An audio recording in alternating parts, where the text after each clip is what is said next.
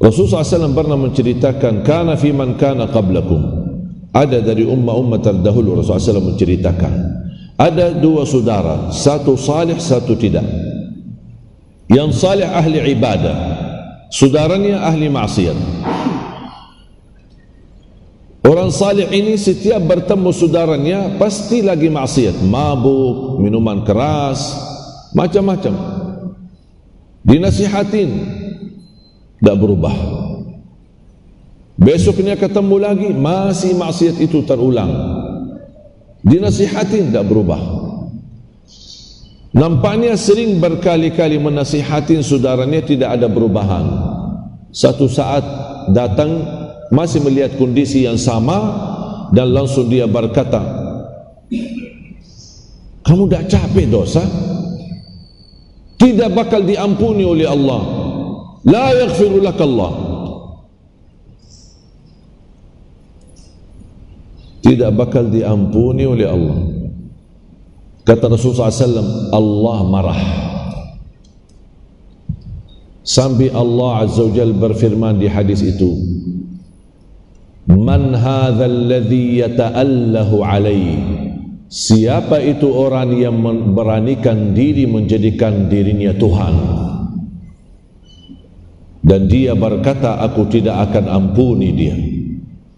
Gara-gara kalimat itu Allah ampuni yang berlaku maksiat, Allah habiskan dan batalkan semua kebaikan ahli ibadah. Gara-gara satu kalimat, dia menjadikan dirinya Tuhan. Ini diampuni, ini tidak diampuni. Ini masuk surga, ini tidak masuk surga.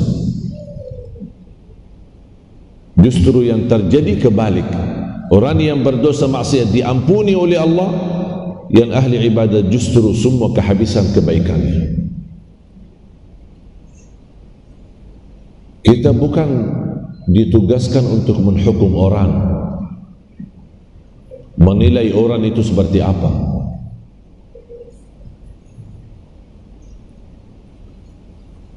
Bisa jadi ada seorang wanita yang tidak berjilbab, belum siap berjilbab. Kita sudah nasihatin, tapi tidak ada perubahan. Jangan satu saat muncul di hati kita, apaan itu wanita tak jelas.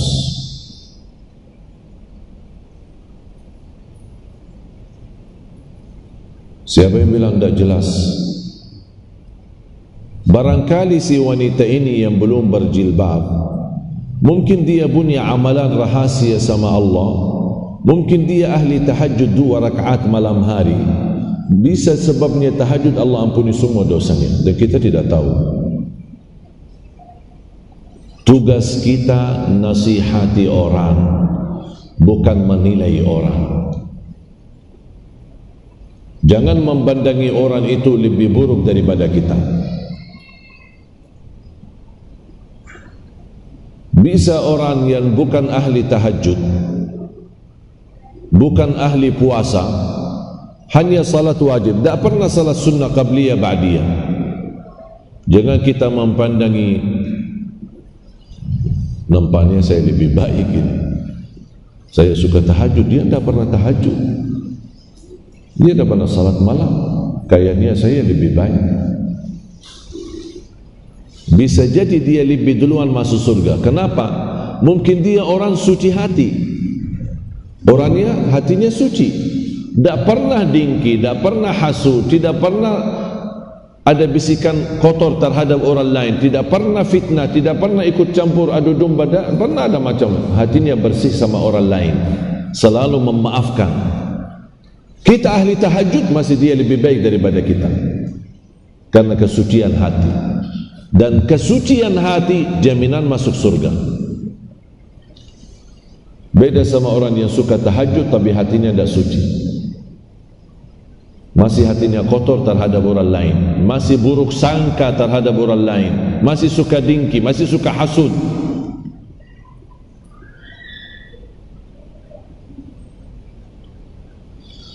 Ada 3 hal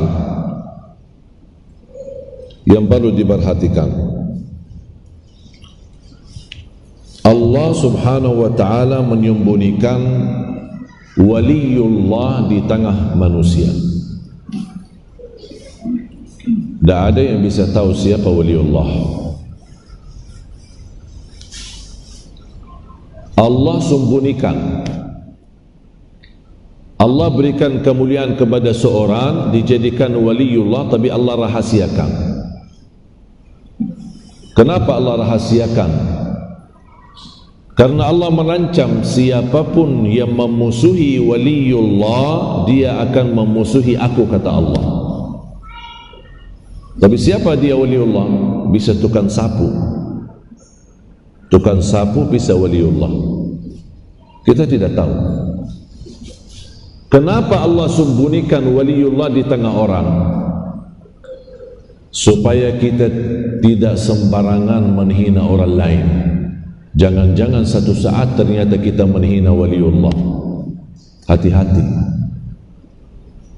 Harus kita bersikap baik sama seluruh manusia.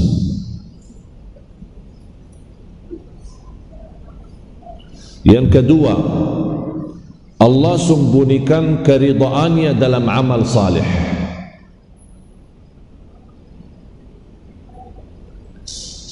Allah sembunyikan keridhaannya di dalam amal salih.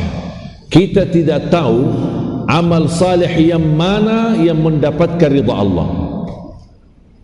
Bisa ada orang ahli tahajud, mungkin di situ dia dapat ridha Allah. Mungkin ada orang lain ahli salat jamaah, di situ mungkin dia dapat ridha Allah. Mungkin ada orang melalui sedekahnya, ada orang melalui silaturrahim, kita tidak tahu. Makanya kenapa Islam menanjurkan untuk berbanyak amal, bahkan berbagi amal-amal, jangan fokus satu amalan walaupun sedikit. Dan selalu saya bilang sama jemaah, usahakan di setiap amal salih anda punya bagian. Setiap amal salih anda punya saham. Apa punya sedikit. Tahajud walaupun 2 rakaat, Quran walaupun 1 halaman, puasa walaupun 1 hari, ada bagiannya, ada sahamnya. Karena tidak tahu yang mana amal salih yang di dalamnya ada ridha Allah. Kalau dapat amal salih itu dilakukan dan dapat ridha Allah, beres dunia akhirat, sudah selesai, sudah aman, bahagia dunia akhirat.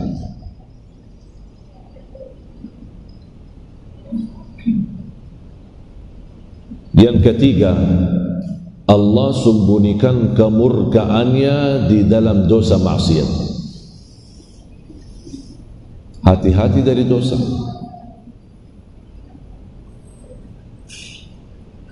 Karena kita tidak tahu dosa yang mana yang di dalamnya ada kemurkaan Allah. Kalau kemurkaan Allah kena kepada kita, dikhawatirkan terbawa selama-lamanya.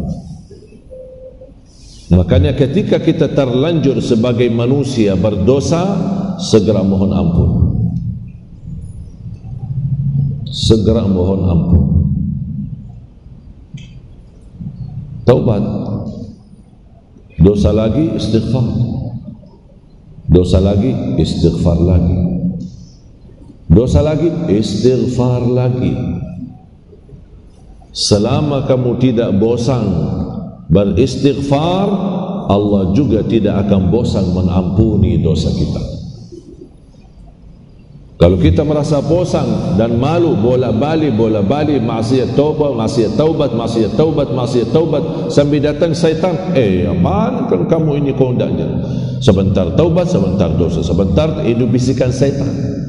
Syaitan yang suka datangin supaya kita putus asa. Mau enggak Allah mengampuni saya? Ya Allah mau. Allah masih mau mengampuni kita. Jangan tanya pertanyaan itu.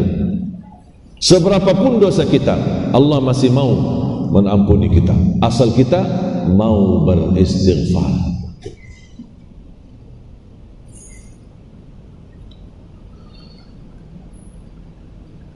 Kata Imam Syafi'i rahimahullah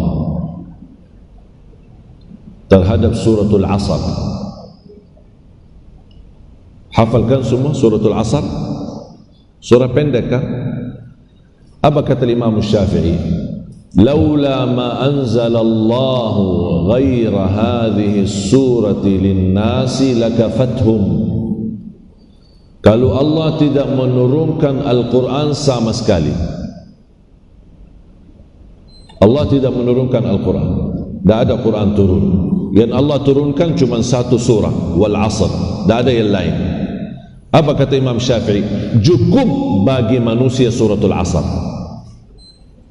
cukup menjadi pelajaran, cukup menjadi sadaran, cukup menjadi ilmu, cukup membawa kita bahagia, cukup membawa kita selamat. Itu menunjukkan betapa besar ilmunya Imam Syafi'i sampai dia faham makna dan hakikat daripada suratul asr yang surah pendek. Semua jamaah sekalian berkeinginan mendapatkan keselamatan, tidak merugi dunia dan tidak merugi akhirat. Dan suratul asr membahas itu. Semua manusia bakal merugi. Bisa enggak selamat? Bisa, illa yang bawa 4 sifat. Alladzina amanu, iman. Iman butuh ilmu untuk ditingkatkan. Ilmu butuh bukti, amal salih. Iman tambah amal salih tidak bukti. Belum ada bukti. Tidak cukup dengan iman, harus buktikan imanmu. Ada panggilan salat, segera salat.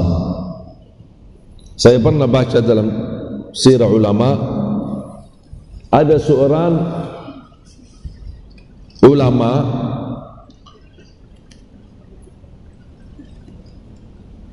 selama 40 tahun tidak pernah dengar azan di luar masjid.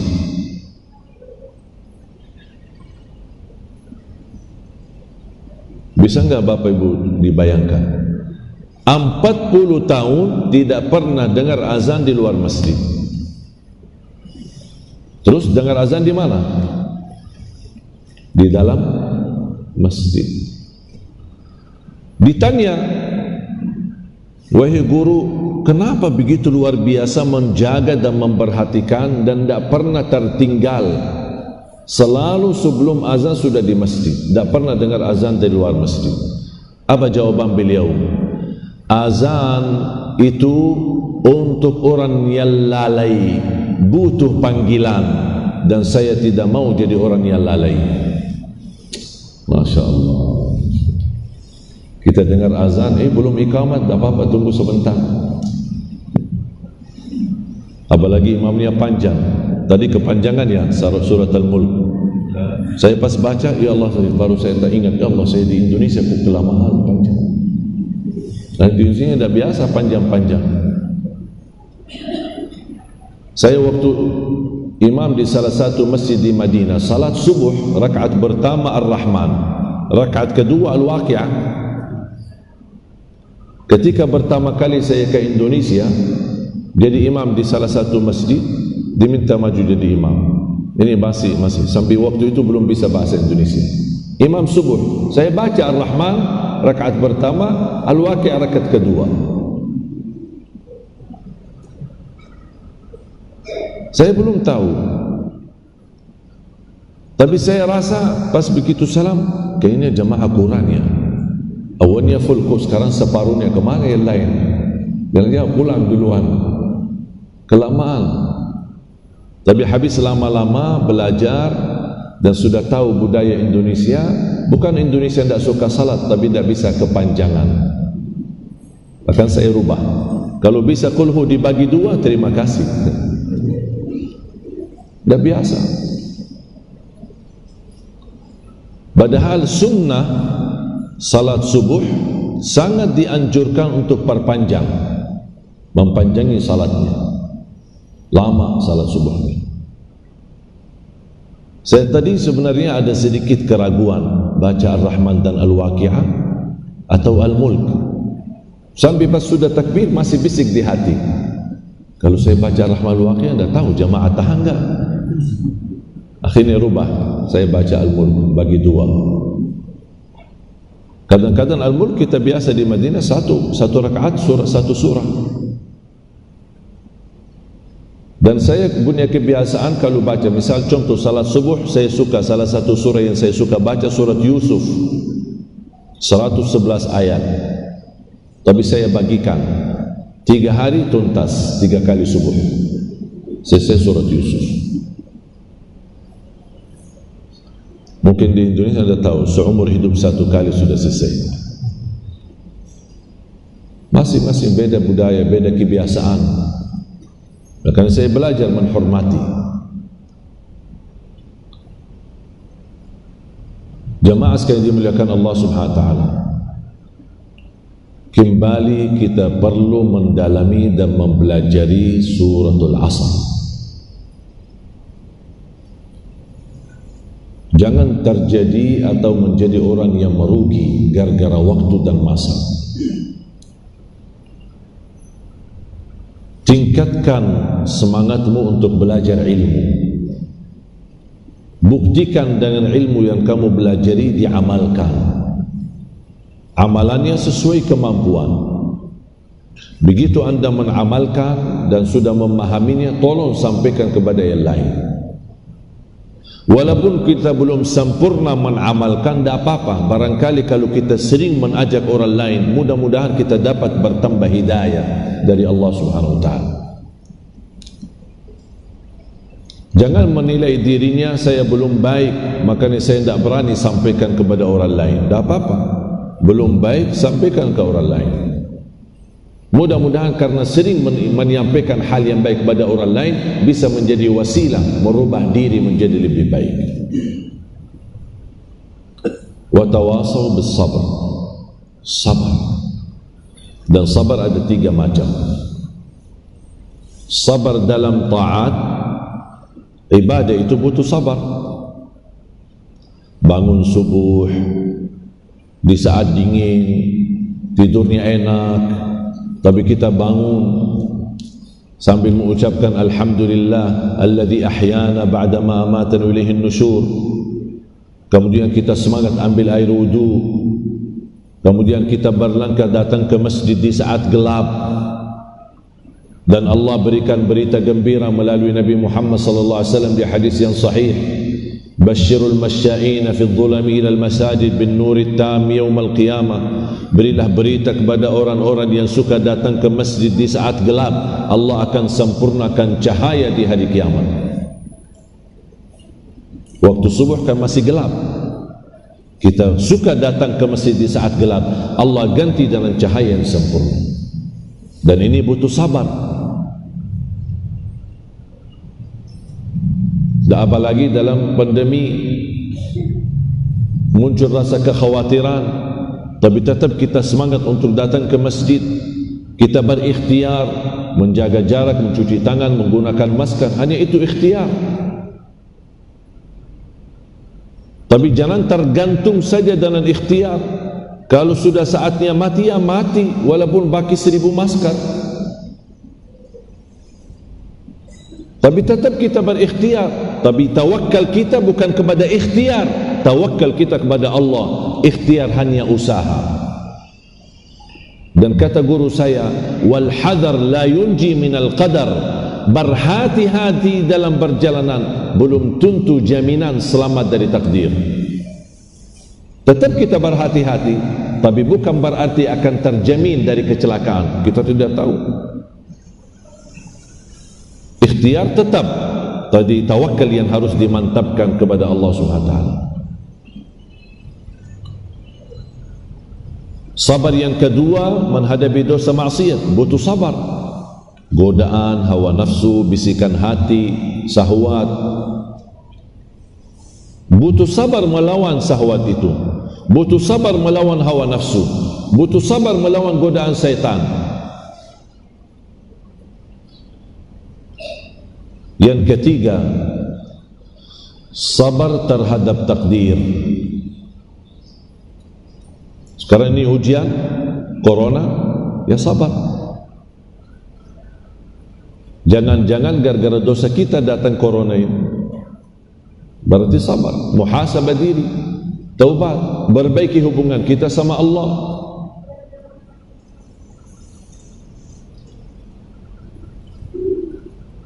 Dan sabar memang agak pahit. Sampai Rasulullah SAW bersabda, "Was-salatu nur, was-sabru diya." Salat itu nur, sabar itu diya. Apa artinya? Tahu arti nur? Nur apa? Cahaya.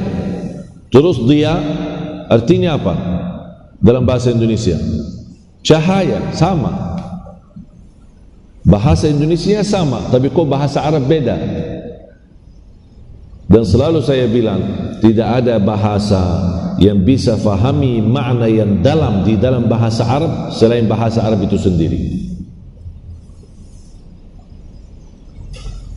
Nur cahaya, diya cahaya.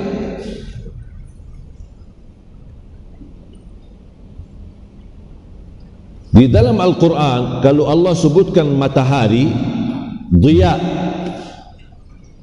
Kalau sebutkan bulan, nur. Wa ja'ala asy-syamsa diya'an wal qamara nuran. Padahal dua-duanya cahaya. Matahari cahaya, bersinar. Bulan pun cahaya. Tapi kenapa kalimatnya beda? Karena ada makna yang di dalamnya berbeda. Makanya Rasulullah SAW bersabda, "As-salatu nur, was-sabru diya." Bedanya apa di mana? Ada di mana bedanya? Matahari diya, bulan nur. Kalau cahaya dari bulan tidak menyentuh kita sakit.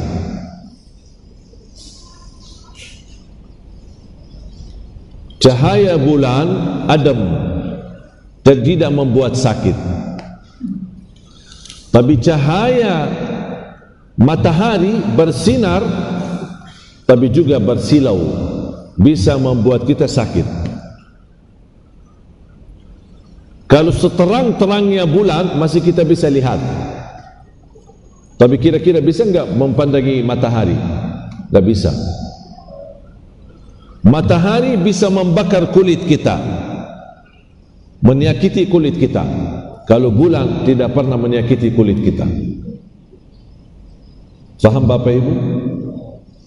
Makanya Islam atau Rasul bersabda, "As-salatu nur." Salat itu membawa cahaya yang adem, terang wajah, terang hati, terang hidupnya. Kalau sabar, Allah berikan cahayanya, terang hidupnya, terang wajahnya, terang hatinya, tapi ada pahitnya, ada sakitnya. Makanya kadang-kadang ada orang tanya, sabar itu ada batasnya sih atau tidak? Saking tidak kuat sudah sabar. Sampai ada enggak batasnya sabar itu? Saya bilang ada. Kalau kamu ingin dibatasi pahalanya, batasi sabarmu. Kalau ingin tidak dibatasi pahalanya, berarti sabar tidak ada batas. Mau pahala yang sempurna, bahkan balasan bagi orang sabar adalah surga.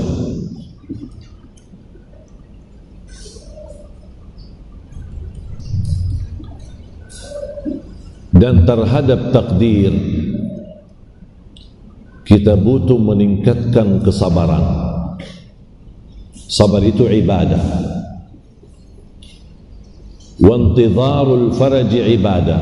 Kalau kita lagi menghadapi kesusahan, menunggu jalan keluar, sambil kita usaha, sambil menunggu jalan keluar, proses menunggu jalan keluar dari masalah yang kita hadapi, itu sendiri ibadah. Wa intidharul faraj ibadah. Menunggu kemudahan, menunggu jalan keluar dari masalah yang kita hadapi, itu sendiri ibadah. Sabar ibadah, dan menunggu hasil dari sabar itu pun ibadah.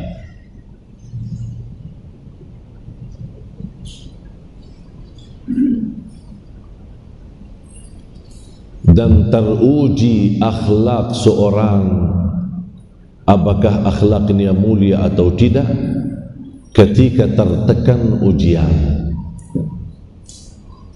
Akan terlihat akhlaknya seperti apa. Kalau lagi duduk manis, santai, semuanya serba lancar, semuanya serba ada, tidak akan terlihat kemuliaan akhlak.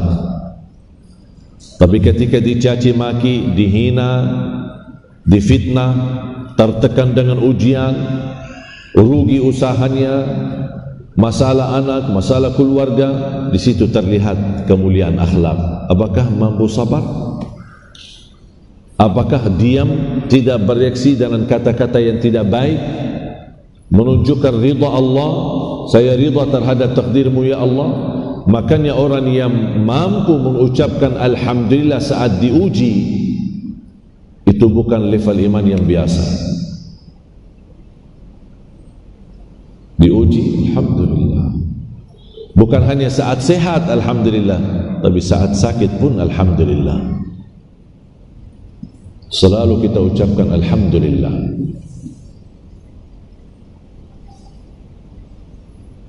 Musibah, alhamdulillah, inna lillahi wa inna ilaihi raji'un. Keluar dari masjid, datang ke masjid pakai motor, keluar dari masjid hilang motornya. Mana motor? Hilang. Alhamdulillah, inna lillahi wa inna ilaihi raji'un. Ada orang jamaah datang, kenapa Pak? Motor hilang. Alhamdulillah, inna lillahi wa inna ilaihi raji'un. Bisa enggak kira-kira?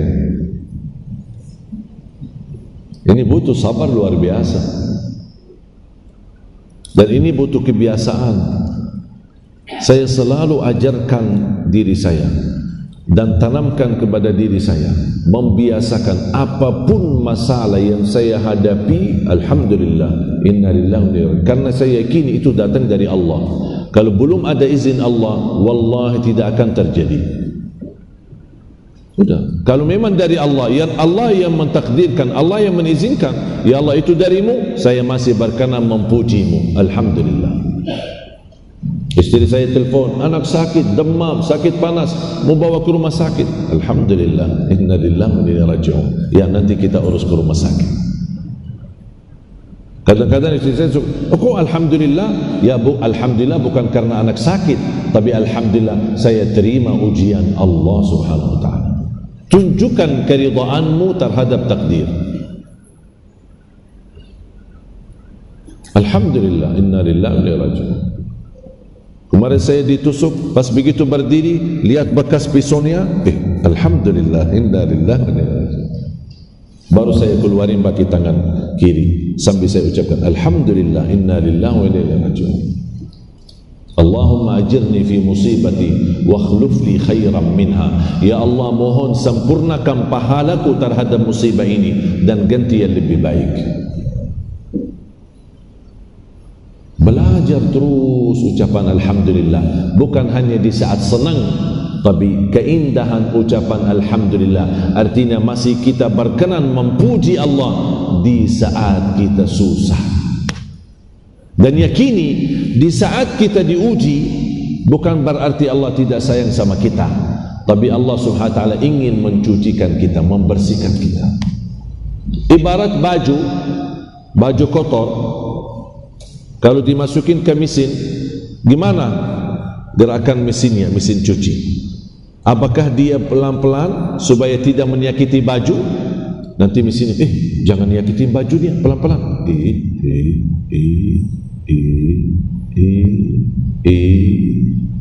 Hasilnya apa? Bersih enggak bajunya? Tidak bersih. Harus dioprak-aprik bajunya. Naik atas kanan kiri depan samping. Hasilnya bersih. Begitu ujian. Obrak kita naik itu ujian sambil sakit, capek menghadapinya, tapi hasilnya di mata Allah sudah suci, bersih. Sama dengan kalau kita sikat baju yang kotor pakai tangan. Kalau orang kampung yang belum punya mesin cuci kan pakai tangan, apa yang dia dapat? Bajunya bersih, tangannya pun bersih karena tangannya juga ikut bersih. Begitu juga ujian. Yakini Bapak Ibu, Allah tidak memberikan ujian untuk menyakiti kita.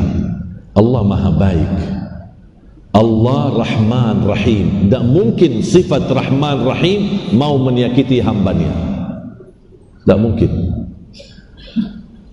Dan bagi saya dan menurut saya, walaupun takdir ada baik atau buruk, dan kita harus percaya terhadap takdir yang baik dan buruk, tapi saya percaya semua takdir itu baik.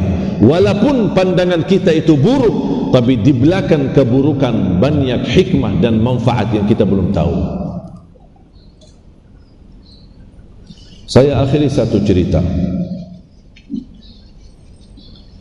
Ada seorang guru ngaji, dia pernah cerita, dia bilang, saya keluar dari sekolah naik bis. Itu cerita terjadi di Arab. Naik bis angkot umum, naik bis terus jalan. Bis ini kan setiap titik, beberapa titik dia berhenti kan, di tengah jalan dia berhenti. Pas jalan, dia berhenti di satu titik. Kemudian ketika dia berhenti, ada seorang dari terminal itu, nampaknya orang preman, kayaknya dia preman. Begitu dibukain pintu, dah ada tempat kosong, dia langsung taruh guru ngaji dari bajunya, dia ambil dalam baju, dia taruh, dia buang di luar. Kemudian dia naik, kemudian tutup pintunya dan disuruh supir, ayo jalan cepat. Supirnya jalan. Guru itu kesal, kok berani itu orang, tidak ada hormat, kok saya sampai dibuang dari mobil, cara tidak sopan. Dia kesal, marah, sakit hati, sampai dia berkata, demi Allah kalau di saat itu saya punya senjata, saya akan bunuh dia. Karena ini namanya kehinaan. Bukan soal masalah saja, tapi kehinaan yang dia merasakan, kehinaan yang sangat dalam. Sambil dia merasa begitu tersakiti, ada bis lagi, dia naik di bis yang kedua. Pas di dalam perjalanan, dia bertemukan bis yang dia dikeluarkan dari bis itu, ternyata kecelakaan di depan, kecelakaan yang cukup tajam, kemudian kebakaran dan semua yang ada di mobil mati. Allah kirimkan preman untuk selamatkan kita dari kematian. Wallahi jamaah sekalian, tak bakal faham takdir, tapi yang saya yakini, semua takdir itu ada baiknya dan ada hikmahnya. Kata beliau, ketika saya melewati, melihat mobilnya itu dan semua mati, dan termasuk orang yang mengeluarkan saya dari mobil, saya sampai sakit hati, saya lihat dia kebakaran sampai habis, baru saya sadar dan saya minta maaf sama Allah. Ternyata apapun yang ditakdirkan oleh Allah ada hikmah, tapi mungkin belum tentu di saat itu kita bisa lihat. Kalau beliau masih Allah tunjukkan hikmahnya, kita belum tahu apa hikmahnya, bisa kita lihat hari ini atau besok atau lusa. Jadi kalau bapak ibu ada preman usir kita dari terminal, tidak apa-apa, terima aja, sabar. Ada seorang bapak ingin haji, ingin banget haji. Setiap cita-citanya mau haji. Kasihan dia miskin, belum punya kemampuan. Satu saat malam hari dia keluar dari musalla, dari masjid menuju ke rumahnya.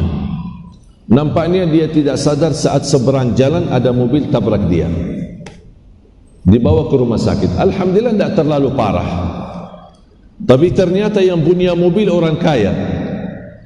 Nampaknya dia lagi stres, ada masalah di perusahaannya. Dia datang, mohon maaf Pak Haji, Allah, saya tidak memperhatikan, mohon maaf Pak Haji. Beliau nangis. Ditanya, kenapa Pak nangis, sakit ya? Tidak sakit, tapi tadi Bapak sebutin Pak Haji, saya belum haji. Kamu belum haji? Ternyata orang kaya itu ada hubungan baik sama Dubes Saudi. Dia minta tolong diberikan visa haji dan dia berangkat haji. Tapi proses takdir, Allah kabulkan hajatnya, tapi sayang sekali takdirnya harus kecelakaan dulu. Kalau kecelakaan baru terwujud cita. Mudah-mudahan bapak ibu bisa haji walaupun ditabrak mobil. ambil hikmah. Saya akhiri satu cerita. Mau kan cerita lagi?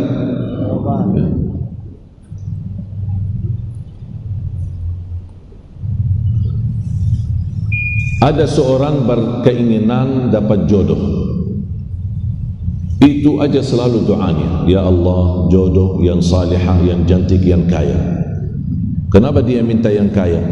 Dia bilang, saya orang miskin. Masa miskin sebelum nikah, miskin lagi sesudah nikah? Ya tak apa-apa, mudah-mudahan dapat yang kaya biar lebih enak.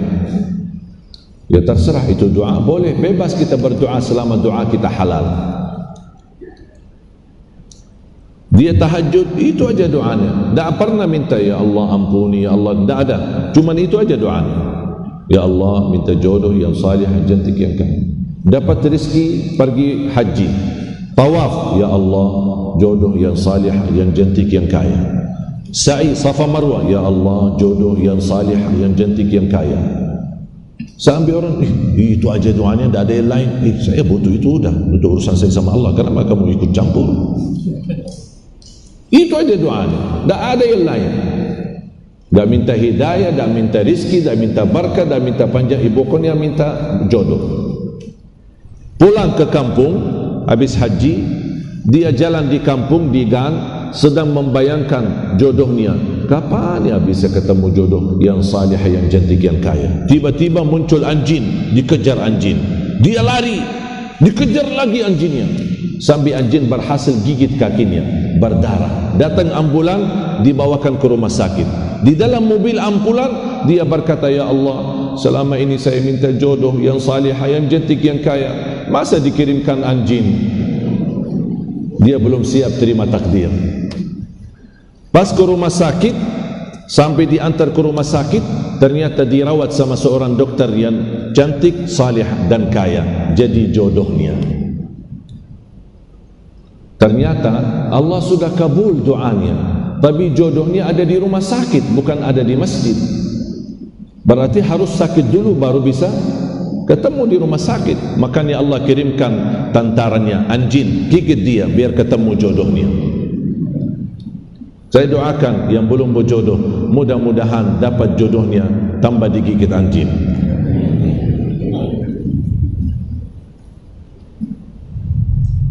Bapak Ibu, cerita ini dah ada dalam Quran ya. Jangan nanti pulang, di mana cerita anjing yang saya mau cari? Dah ada. Saya bikin. Itu Mediin Ali Jabir. Buat apa saya bikin cerita seperti ini? Saya ingin membuka wawasan Bapak Ibu supaya tahu ternyata di balik takdir buruk ada banyak hikmah. Bahkan termasuk Allah bisa menjadikan cara terkabul hajat kita ada sedikit prosesnya pahit. Ada proses sakit, tapi ujung-ujungnya terwujud apa yang kita inginkan. Faham Bapak Ibu? Bisa sudah ngerti gambarannya? InsyaAllah percaya takdir. Sakit sedikit, sabar. Orang menyakiti kita, menzalimi kita, menghina kita, sabar. Kalau bisa lebih baik, maafkan.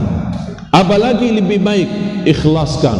Lebih sempurna lagi, mendoakan dan masih berkenan berbuat baik sama dia.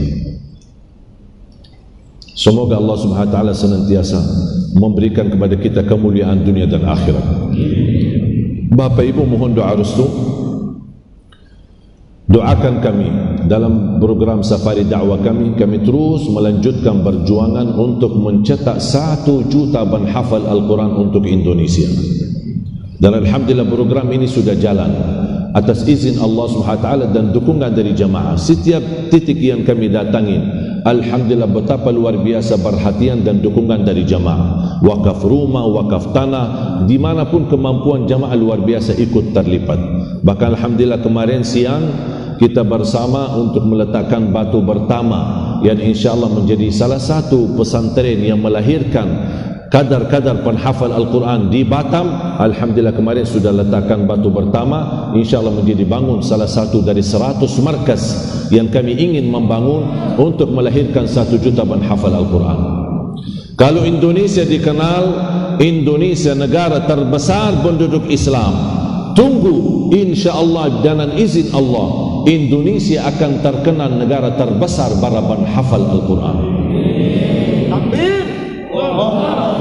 Saya tidak pernah merasa lelah dan capek dalam untuk mewujudkan impian ini, dan saya harap impian ini dan cita-cita ini bukan milik Ali Jabir, tapi saya harap menjadi milik kita bersama. Perjuangan kita bersama, amal salih kita bersama, dan kita yang bersama-sama memperjuangkan. Mudah-mudahan perjuangan ini menjadi saksi baik bagi kita dan melimpahkan rizki, dan Allah ganti yang lebih baik, dan di hari kiamat sama-sama mendapatkan syafaatnya Al-Quran.